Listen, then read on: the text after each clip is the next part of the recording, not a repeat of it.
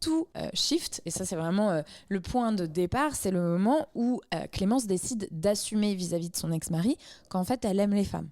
Et au moment où elle lui dit, là il y a vraiment un switch dans sa tête à lui, et je trouve ça assez génial parce que ça n'est jamais clairement énoncé dans le film.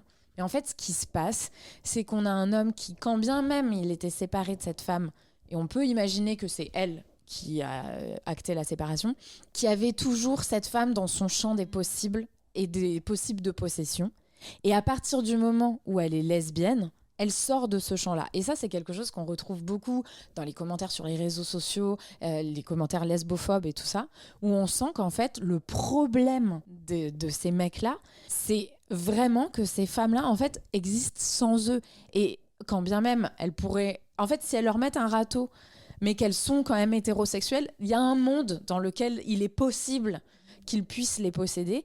Et en fait, à partir du moment où vraiment ils n'existent plus pour elles, romantiquement ou sexuellement parlant, ben, ils se sentent vraiment dépossédés de tout, quoi. Et je trouve ça génial parce que dans le film, à quel point, sans formuler ça, sans théoriser la chose, ce qui aurait été un peu plombant, un peu donneur de leçons et trop pédago pour faire une bonne fiction, en fait, tout ça est très clairement montré. Et à quel point cet homme ne peut pas supporter que celle qu'un jour il a eue, entre guillemets, il ne pourra plus jamais la voir.